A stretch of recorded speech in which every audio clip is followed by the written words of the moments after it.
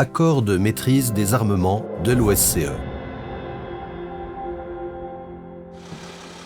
Arrivée d'une équipe d'inspection canado-américaine de l'OSCE sur la place d'armes de Thun.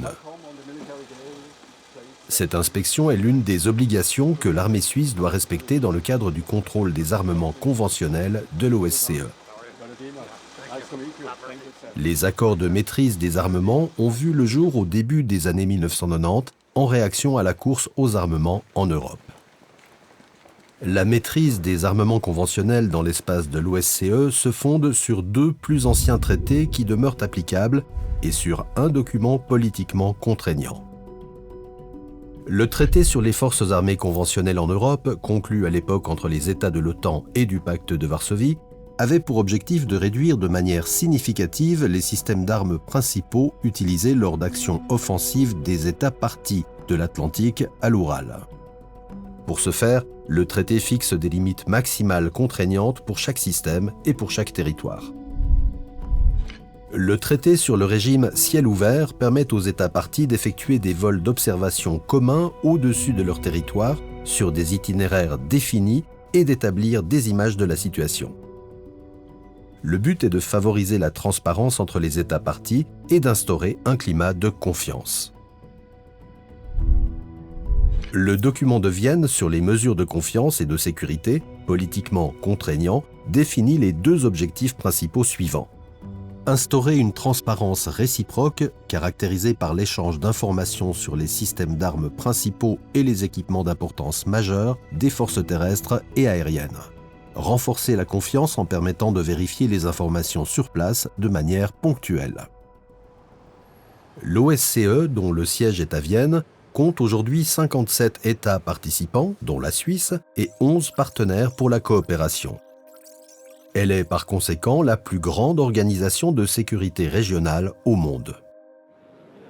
Dans le domaine militaire, l'OSCE s'efforce d'instaurer l'ouverture, la transparence et la coopération entre les États participants. Pour cela, l'organisation recourt notamment aux mesures de confiance et de sécurité définies dans le document de Vienne.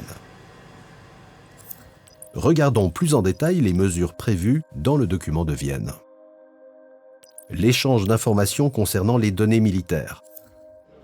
Chaque année, les États participants doivent recueillir un certain nombre d'informations convenues et les mettre à la disposition des autres États participants.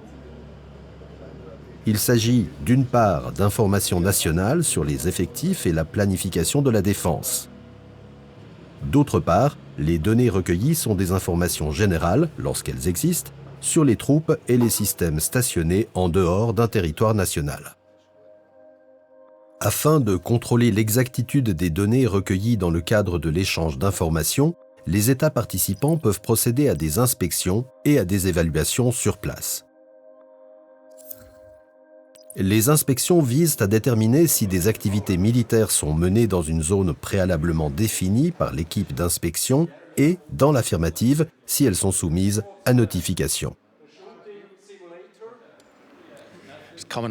Une équipe d'inspection mixte est là, 3 Canadiens, renforcés par un Américain. Nous visitons la formation d'application des blindés et de l'artillerie à Thun et découvrons les simulateurs. Ensuite, nous irons sur le terrain pour y visiter la troupe. Les inspecteurs sont accueillis et guidés par une équipe d'accompagnement nationale. Chaque État participant doit autoriser 3 inspections par an sur son territoire. Celles-ci sont annoncées au minimum 36 heures et au maximum 5 jours avant l'arrivée de l'équipe d'inspection et ne durent pas plus de 48 heures. Lors d'une évaluation, ce n'est pas un territoire spécifique qui est examiné de plus près, mais une formation sélectionnée. Les données communiquées lors de l'échange d'informations sont également contrôlées. En outre, des informations concernant l'infrastructure, l'entretien et l'instruction sont recueillies. Une équipe d'évaluation est composée de 3 personnes qui peuvent être de nationalités différentes. La Suisse est un cas particulier. On y vient en effet pour contrôler des formations permanentes. Mais chez nous, seule la police militaire est considérée comme telle, car 15% de l'effectif y est constamment actif. Les États participants doivent autoriser une évaluation par tranche de 60 unités par an. Cela implique une évaluation par an pour la plupart des États participants. La France et la Fédération de Russie font exception en raison de leur structure organisationnelle. Les deux États doivent donc autoriser jusqu'à 3 évaluations par an. Ces évaluations doivent être annoncées au minimum 5 jours et au maximum 7 avant l'arrivée de l'équipe d'évaluation et ne durent pas plus de 12 heures. Une rencontre des États participants de l'OSCE offre la possibilité de présenter les capacités militaires et de promouvoir l'échange d'informations. Chaque État participant est tenu d'inviter tous les 5 ans l'ensemble des États participants à visiter un aérodrome militaire opérationnel et une installation ou une formation militaire. Il est possible d'inviter jusqu'à 2 représentants par État participant.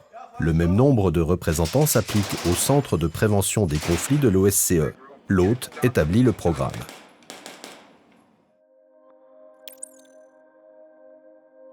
Des représentants militaires des États participants de l'OSCE arrivent sur la place d'armes de Thun à l'occasion d'une démonstration.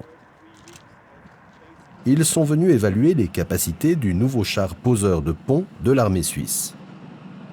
La démonstration de nouveaux équipements d'importance majeure et systèmes d'armes principaux fait partie des mesures de confiance et de sécurité. Le premier pays à introduire un nouveau système d'armes principales ou un nouvel équipement d'importance majeure dans ses formations est tenu d'en faire la démonstration dans un délai d'1 an.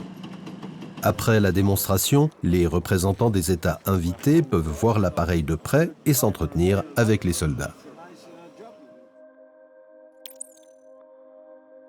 L'observation de certaines activités militaires.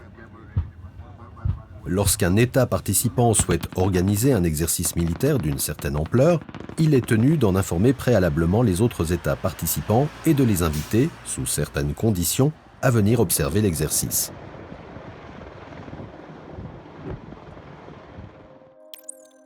La mise en œuvre systématique des mesures de confiance et de sécurité par les États participants accroît la stabilité et la sécurité des territoires concernés par l'application des dispositions du document de Vienne. Ces mesures ne peuvent toutefois pas empêcher le déclenchement d'une guerre.